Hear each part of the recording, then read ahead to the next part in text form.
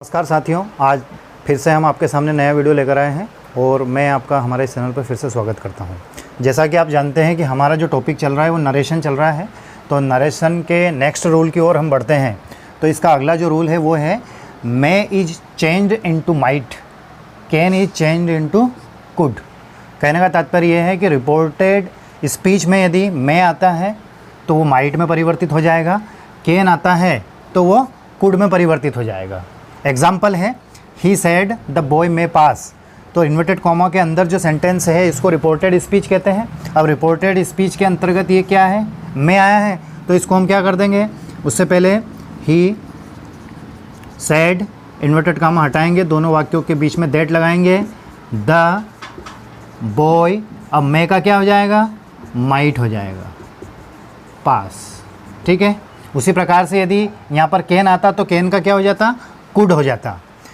Next example की ओर चलें। Shall is changed into should and will is changed into would.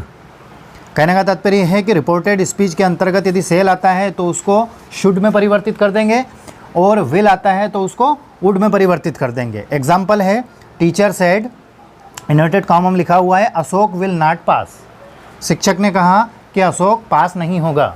तो देखिए यहाँ पर क्या आया है, विल आया है, तो विल को काय में परिवर्तित करेंगे, देखिए WOULD।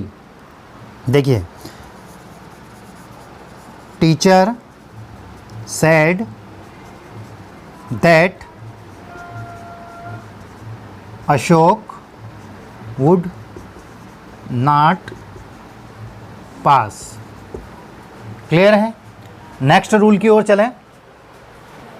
अगला जो हमारा रूल है ये रूल है रिपोर्टेड स्पीच मतलब इन्वर्टेड कॉमा के अंदर नियरेस्ट शो करने वाले वाक्य। नियरेस्ट का अर्थ होता है नज़दीकता, है ना, पास की चीज़ें, पास का समय। नियर मतलब पास में। फिर से रिपीट कर रहा हूँ, रिपोर्टेड स्पीच के अंदर यदि कोई ऐसे शब्द आते हैं जो नियरेस्ट को शो करते हैं तो उन शब्दों को डिस्टेंस शो करने वाले शब्दों में परिवर्तित कर देते हैं। ठीक है, जैसे नाव है तो उसका देन हो जाएगा। नाव का अर्थ होता है अब, देन का अर्थ होता है तब या फिर जब। ठीक है, दिस का दैट, टुडे का दैट डे, टुमारो का द नेक्स्ट डे। तो टुमारो का द नेक्स्ट डे, यस्टरडे का द डे बिफोर या फिर the previous day, last night का द नाइट बिफोर या फिर द प्रीवियस नाइट भी कह सकते हैं। और इधर दीज का दोज हो जाएगा, हियर का देयर हो जाएगा, एगो का बिफोर हो जाएगा। कहने का तात्पर्य है कि नज़दीकता दर्शाने वाले शब्दों को दूरी दर्शाने वाले शब्दों में परिवर्तित कर देंगे। अब एग्जाम्पल देखते हैं। Ram said the boy is busy now. तो यहाँ पर हमें दोनों चीज़ें ध्यान रखनी पड़ेगी। जो पिछले रूल्स हमने पढ़े हैं उनको फॉलो करना पड़ेगा और अभी जो हम पढ़ रहे हैं वो भी। देखिए यहाँ पर इज़ दिया गया है तो ये प्रेजेंट का हो गया, तो इसको हम पास्ट में करेंगे। एक चीज़ मतलब इज़ का वॉज हो जाएगा और नाउ का क्या हो जाएगा, देखिए यहाँ पर नाउ का देन हो जाएगा।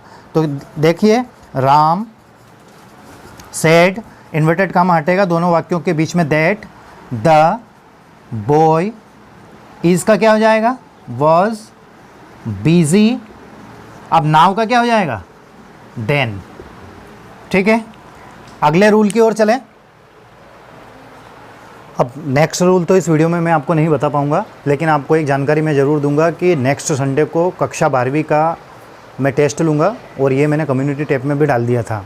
तो जो भी स्टूडेंट्स टेस्ट देना चाहते हैं या फिर अपने आप को एनालिसिस करना चाहते हैं कि अभी तक हमने जितना भी पढ़ा है, चाहे वो टेक्स्ट बुक हो, वर्क बुक हो, ग्रामेटिकल पोर्शन हो, जो भी हमने चीज़ें पढ़ी हैं उसका मैं आपका एक टेस्ट लूँगा अगले संडे को।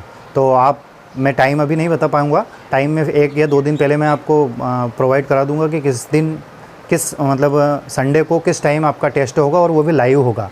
क्वेश्चन मैं आपको दूँगा और उन क्वेश्चंस के आंसर आपको लाइव बताना है। ठीक है, जैसा क्लासरूम में हम एक्सरसाइज करते हैं वैसे ही तो आपको भी पता लगेगा कि हम तैयारी कर रहे हैं तो हमारी किस प्रकार से तैयारी हो रही है और मुझे भी पता लगेगा। ठीक है, तो ज़्यादा से ज़्यादा उस दिन आपको लाइव आना है और मैं भी कोशिश करूँगा कि अच्छे अच्छे क्वेश्चन आपके लिए प्रोवाइड करा पाएँ जो आपकी एग्ज़ाम्स के लिए यूज़फुल हों। अभी फ़िलहाल मैं आपको एक्सरसाइज के लिए होमवर्क के तौर पर 5 क्वेश्चंस दे रहा हूं। इन क्वेश्चंस के आंसर आप मुझे कमेंट्स करके बताएंगे। जो रूल्स हमने अभी तक पढ़े हैं उन रूल्स के अकॉर्डिंग ही हैं। अभी बचे हुए रूल्स के लिए मैंने क्वेश्चन नहीं दिए हैं, तो एक बार मैं इनको रिसाइट कर देता हूं।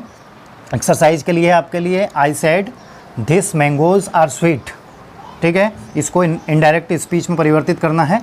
अगला है he said my friend came at night, indirect speech में परिवर्तित करना है। Ashok will say dinner is ready.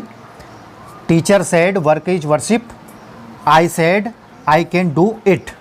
ठीक है दोस्तों, तो इन क्वेश्चंस के आंसर आप मुझे कमेंट्स करके बताएंगे। साथ ही आपको किसी प्रकार का कोई डाउट या कोई क्यूरी हो तो आप कमेंट्स कर सकते हैं। ठीक है दोस्तों, पिछले वीडियोस को देखने के लिए प्लेलिस्ट में जाइएगा, वहाँ पर grammatical portion, text book, workbook, previous year के पेपर का सॉल्यूशन, सभी चीज़ें आपको मिलेंगी। ठीक है, thank you very much for watching. Take care of yourself.